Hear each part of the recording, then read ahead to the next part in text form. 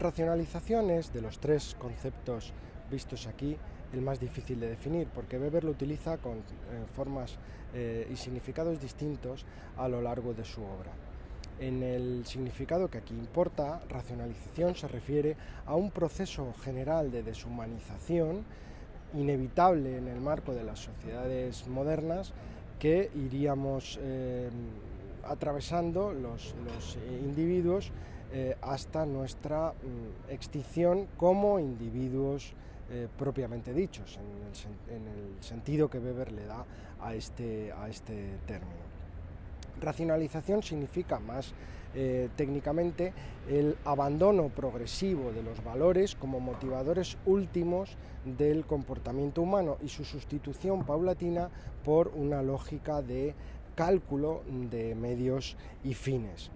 De esta forma pasaríamos de hacer de la pregunta por el qué, que es lo que quiero, que es lo que mueve en última instancia mi comportamiento, a la pregunta por el cómo. La implicación tenebrosa de esta transformación en términos sociológicos es que los individuos dejaríamos de cuestionar el orden social que nos hemos dado a nosotros mismos y quedaríamos progresivamente convertidos en una suerte de sistemas de reproducción institucional. En clase yo siempre digo que la película Matrix es una buena interpretación weberiana porque el género humano convertido en baterías para el funcionamiento de máquinas inteligentes es una buena metáfora de la racionalización. Las máquinas que se apropiarían de nuestra capacidad para darnos valores a nosotros mismos en el ámbito sociológico son las instituciones sociales, y la más importante de todas ellas es la burocracia.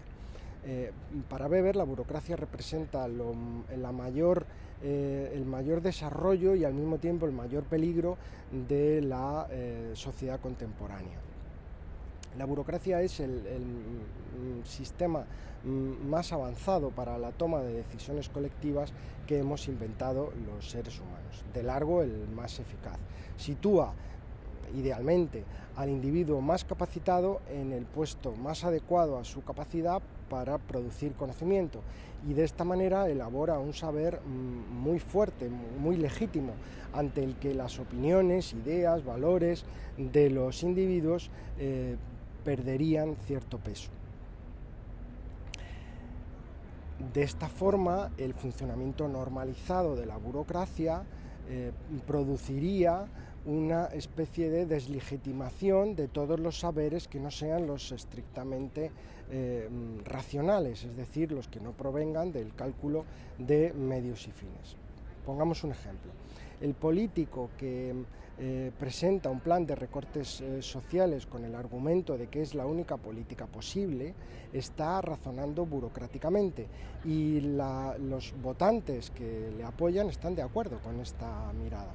Y sin embargo, la diferencia radical entre el papel del burócrata y el papel del político es que mientras que el burócrata tiene que buscar cuáles son los medios más eficaces para alcanzar a determinados objetivos, el político tiene que ocuparse de definir esos objetivos, de determinar qué es lo posible. Y por tanto sus obligaciones respectivas son completamente diferentes. Cuando el político razona en términos burocráticos es porque se ha burocratizado, y cuando los ciudadanos apoyan este tipo de decisiones es porque en cierto sentido también han asumido la mirada burocrática sobre la realidad, han renunciado a darse fines a sí mismos, podría decir Max Weber. Este futuro tenebroso que esperaría a la humanidad en el mundo moderno es expresado por Weber en una metáfora muy célebre, que es la idea de la jaula de hierro. Según esta idea, en el futuro de las sociedades modernas, los hombres y mujeres viviremos como una especie de cautividad controlada bajo la protección, pero también la vigilancia y el control de las grandes instituciones sociales, especialmente el Estado y la gran corporación privada, progresivamente fusionadas en una sola estructura de poder. Weber no concede demasiadas esperanzas a una ruptura de este proceso de racionalización dentro del mundo moderno. De hecho, viene a decir o a sugerir en varias partes de su obra que es un proceso inevitable. Sin embargo, esto no implica que haya que resignarse a su avance y Weber intenta preguntarse de qué manera se puede resistir o retrasar el avance de la racionalización. Desde luego, crear instituciones nuevas puede ser una solución, pero no una solución definitiva, porque una vez que creamos una institución nueva en nuestro ámbito social moderno, por ejemplo un partido político, esta nueva institución tendría que burocratizarse o estaría condenada a burocratizarse de forma inevitable y por tanto a burocratizar a las personas que habiten dentro de ella y a quienes mantengan interacciones con ella.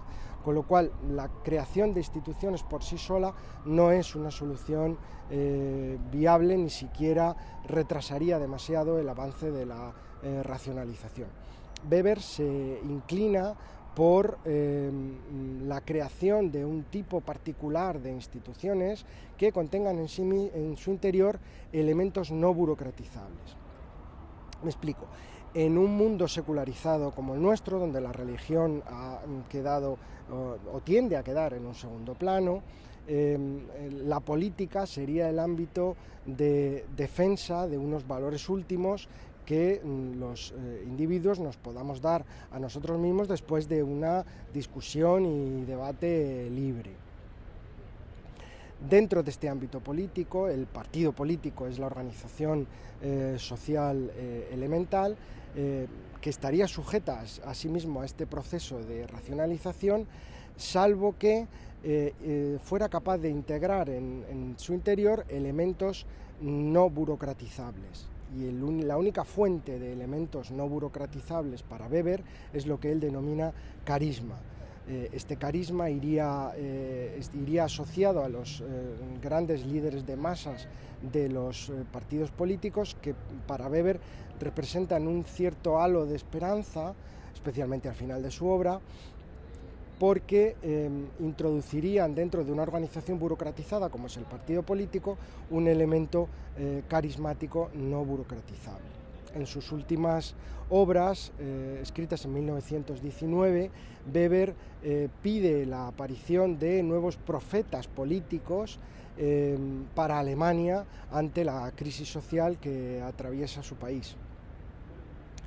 La tragedia histórica de Weber es que su petición fue escuchada 10 años más tarde, pero los nuevos profetas que aparecieron en Alemania fueron una horda criminal y encima se racionalizaron tan rápidamente, como ha demostrado el sociólogo Zygmunt Bauman en su libro Modernidad y Holocausto, que han pasado a la historia por inventar una organización burocrática especializada en el genocidio humano.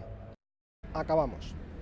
Marx, Durkheim y Weber presentan cada uno de ellos un diagnóstico sobre el problema fundamental del mundo contemporáneo. Para Marx es el robo de riqueza por parte de una clase social a otra. Para Durkheim es la pérdida de regulaciones comprensibles para todos, y para Weber es la deshumanización y la pérdida de la capacidad de darnos valores a nosotros mismos a manos de las instituciones sociales que nosotros mismos hemos creado. Marx propone una cirugía difícil, Durkheim propone un tratamiento crónico y Weber propone una medicina puramente paliativa. Bien, gracias por acompañarme en esta sesión del videoblog Sociología a pie, y ahora es vuestro turno para comentar, criticar y expresar vuestras visiones sobre lo que aquí se ha comentado.